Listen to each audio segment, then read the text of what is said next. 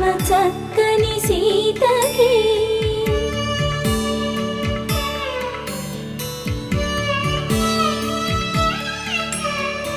ఎర్ర జాబిలి చేయి రాముడేడని అడుగుతుంటే